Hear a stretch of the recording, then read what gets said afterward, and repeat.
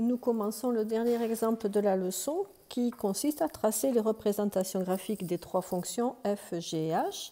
Donc on commence par f. Ici, f est la fonction qui à x associe moins 3x. Cette fonction a une expression algébrique de la forme ax, donc f est une fonction linéaire.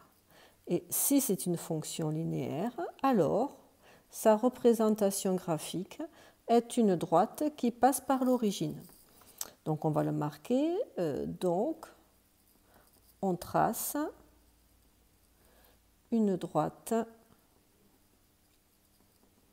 qui passe par l'origine. Donc nous avons déjà un point, le point O. Pour tracer une droite, il nous faut un second point.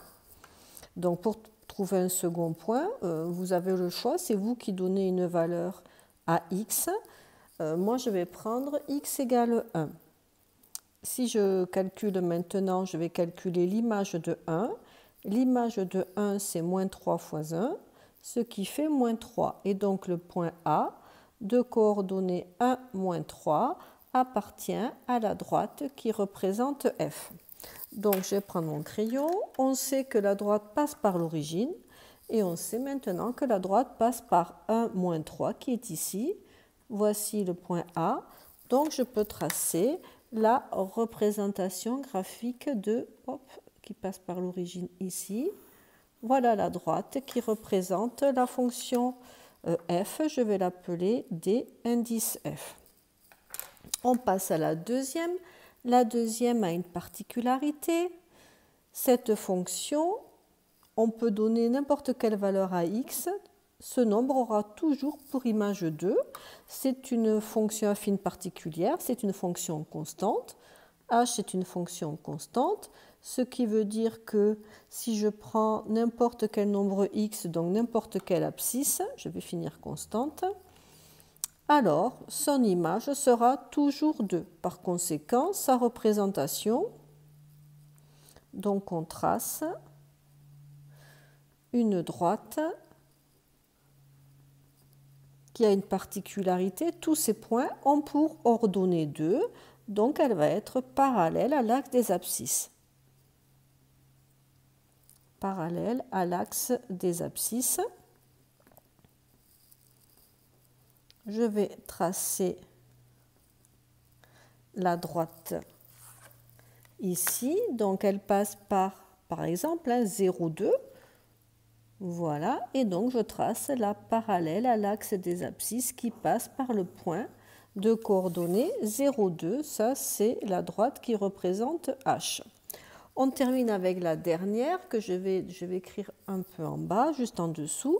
Donc la fonction g est une fonction affine non particulière, ni linéaire, ni constante, puisqu'elle est de la forme ax plus b, avec a et b différents de 0. Si c'est une fonction affine, sa représentation graphique est une droite. Donc on doit tracer une droite. Mais pour tracer une droite, il nous faut 2 points.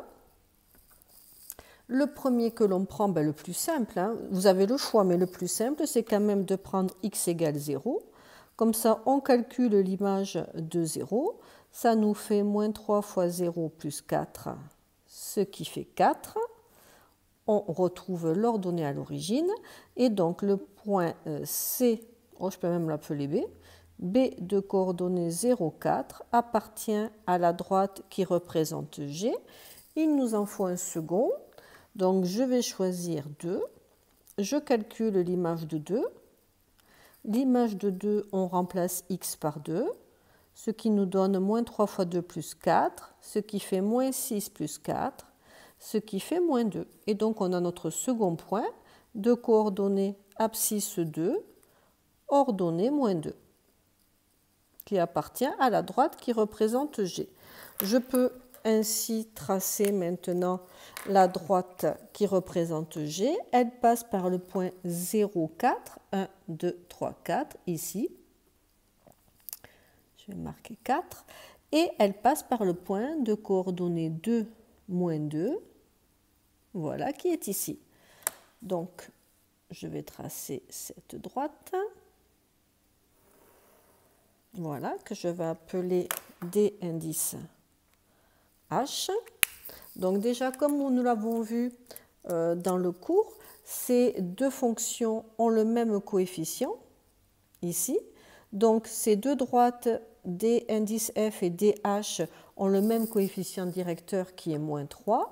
Donc ces deux droites, on a vu, elles sont parallèles. Maintenant, ici, nous avons vu que 4 s'appelait l'ordonnée à l'origine de la droite D indice H. On l'a effectivement puisque c'est l'ordonnée de x égale 0. Donc on lit bien ici l'ordonnée à l'origine. Ordonnée à l'origine. Maintenant, on va essayer de voir pour le coefficient directeur de la droite qui représente G. Dans le cours, nous avons vu qu'on doit partir d'un point qui appartient à la droite. Donc, je vais partir, pourquoi pas de celui-là, ici, puisqu'on a vu qu'il appartenait à la droite. On prend l'abscisse, on se décale de 1 et on regarde comment revenir sur la droite. Donc, il faut qu'on descende de 3 et ainsi le coefficient directeur de la droite est bien égal à moins 3. Voilà comment on peut lire directement sur le graphique le coefficient directeur de la droite qui représente G. Je termine, coefficient directeur. Et on a terminé l'exemple de déconstruction des représentations graphiques de ces trois fonctions.